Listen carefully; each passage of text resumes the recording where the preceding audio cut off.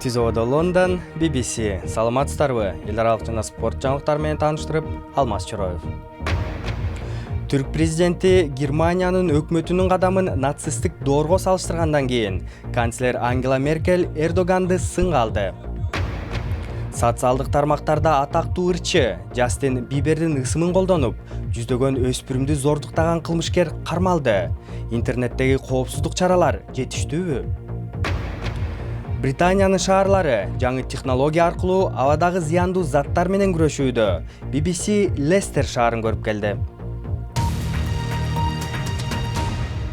Германиянын өкмөтү түрк бийлигине өлкөдө конституцияны өзгөртүү боюнча үгүт иштерине тыюу салгандан кийин түрк президенти Германиянын кадамын нацисттик доорго салыштырган.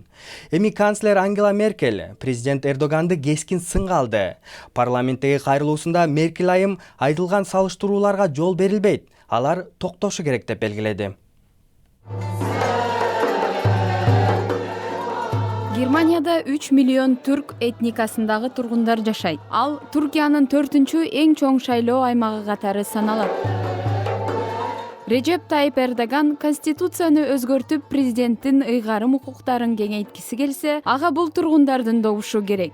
Бирок элдин баары жетекчини колдой бербейт. Чынында бул жердеги коомчулукта Эрдогандын режимине каршы чыккандар арбын. Бирок ал массалык маалымат каражаттарында эч айтылбай келет. Германияда түрктөрдүн бардыгы Эрдоганды жактырат деген бир пикир бар. Ал жаңылыш маалымат. Бирок Эрдогандын тышкы иштер министри Гамбург шаарында колдоо тапкан. Германиянын өкмөтү коопсуздук маселеден улам буга окшош үгүт иштерин башка шаарларда жүргүзүүгө тыюу салган. Бул кадамды Эрдоган нацисттик доорундагы чарага салыштырган. Учурда бул маселе боюнча чукул сүйлөшүүлөр өтүүдө. Бирок ал натыйжасыз жыйынтыкталат дегендер көп. Анкара Германиядагы үгүт иштерин уланта беребиз деп белгиледи. Ал эми Берлиндин кысымына карабастан немис гезитинде иштеген журналист түрк түрмөсүндө отурат. Бул жерде элдин баары эркин түрдө үгүт иштерин жүргүзүүгө укуктуу. Андан соң туурабы же катачылыкпы аны добуш берүүчүлөр өздөрү гана чечет. Германия ошону кабыл алышы керек. Анкара менен Берлиндин ортосундагы жаңы келишпестиктер чыгууда. Түркия тарыхый өнөктөшү Германия Анкара менен жылуу мамиледе болобу же жокпу, аны Берлин жакын арада чечиши керек деген пикирде. Австралиянын полициясы социалдык тармактарда Джастин Бибердин ысымын колдонуп, жаш балдарды алдаган адамга 900төн ашуун сексуалдык зомбулук кылмыштары боюнча айып такты. 42 жаштагы университетте сабак берген адам 10 жылдан бери жүздөгөн өспүрүмдөр менен социалдык тармактар аркылуу байланышып келгени аныкталды. Джастин Бибер дүйнөдөгү эң атактуу ырчылардын бири. Ал 100 миллиондогон фанаттарга ээ. Эми ырчынын ысымын колдонуп жүргөн кылмышкер аныкталды. Австралиянын полициясы Брисбенде жашаган юстиция боюнча профессор интернетте өзүн Джастин Бибермин деп жалган тааныштырып, дүйнөнүн булуң бурчундагы жаш фанаттар менен байланышып келгенин тастыкташты. Айтылган адам 931 айыпка тартылууда. Анын ичинде сексуалдык зордуктоо жана педофилия боюнча беренелер бар. Учурда кылмышкерлер жылдыздардын ысымын колдонуп, аялуу жаш балдарды алдашы мүмкүн. Интернетте кайсы бир жылдыздар жөнүндө маалымат, сүрөт жана башка материалдарды оңой эле алып, жалган өздүк баракчасын түзө алат. Полиция бул кылмышты өтө кооптуу деп баалайт. Көптөгөн жаш балдар жылдыз менен байланышып жатканына ишенген. Андыктан интернеттеги коопсуздук өтө олуттуу маселе экени бышык. Бул жаңылык эмки жумада Джастин Бибердин концертине барууга камынып жаткан үй бүлөнү дендароо абалына түшүрдү.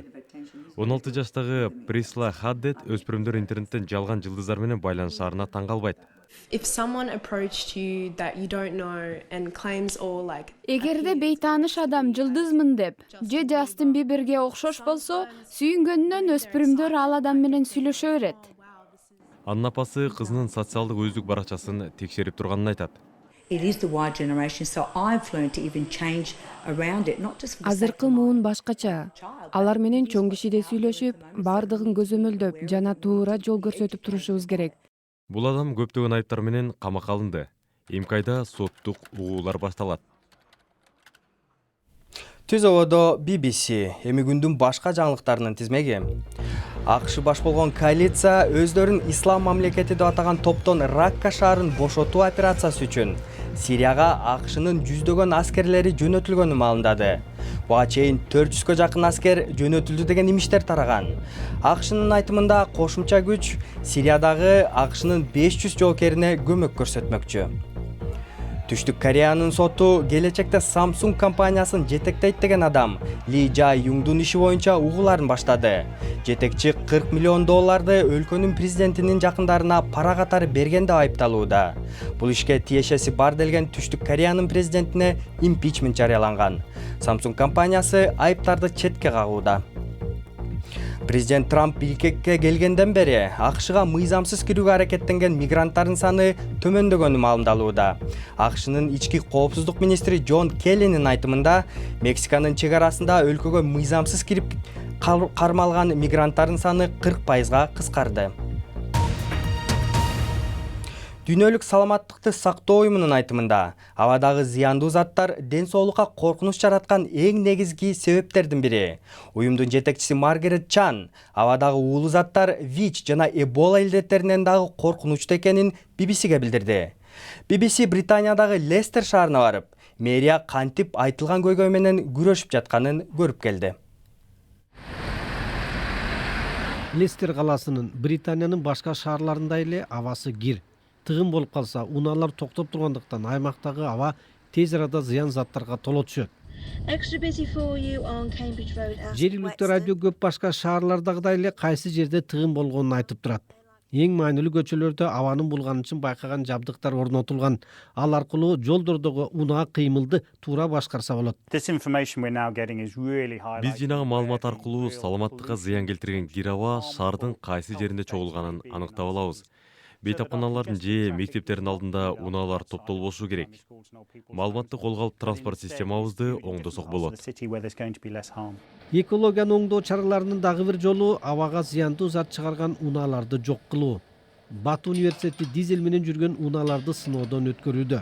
Дизель бензинге караганда арзан, бирок абага көп зыяндуу заттарды чыгарат. Саркетчи унаалар абанын булганышын байкап турган жабдыктар менен камсыздалган. Бирок көптөгөн эски унаалардын айтылган жабдыгы жок. Учурда дизель менен жүргөн эски унааларды жок кылуу тууралуу чакырыктар болууда. Жаңы технологияны колдонгон абага зыяндуу зат чыгарбаган унаалар дагы бар. Бирок алар кымбат. Демек ар бир тургундун экологияны коргоого көп каражат бөлүшү зарылбы? Салыктын көлөмүн көбөйтүш керекпи же жаңы жашыл унаага көбүрөөк каражат бөлүш керекпи? Аны биз коом катары чечишибиз зарыл. Британия өкмөтү эмдик айда абадагы зыяндуу заттарды азайтуу боюнча долбоорун жарыялайт. Адистер болсо унаа тыгыны көп болгон аймактарда баспай жана ар бир тургунду унаасын болушунча аз колдонууга чакырат. Эми спорт. Чемпиондор лигасында кече Барселона укмуш оюн көрсөттү. Команданын фанаттары чемпион намын алгандай эле майрамдашты. Барселона биринчи оюнда 4-0 эсебинде Пари Сен-Жерменден утулганы менен, экинчи оюнду 6-1 эсебинде жеңип алды. Ошентип, Барселона акыркы 7 мүнөттүн ичинде 3 гол киргизип, жалпы эсепти алганда 6-5 менен жеңип, эмдиги баскычка өттү. Дүйнөлүк допингге каршы агенттиги Орусия допингге каршы системасындагы реформаларды өтө жай ишке ашырып жатканын билдирди. Өткөн жылы уюмдун баяндамасы 2011 жана 2015 жылдары Орусиянын 1000ден ашуун спортчусу козуткуч колдонуп, аны өкмөт колдоого алган деп билдирген. Орусиянын спорт боюнча расмийлери реформаларды ишке ашырабыз деп убада кылган. Жаңылыктардын соңунда актыгын далилдеген шопур тууралуу.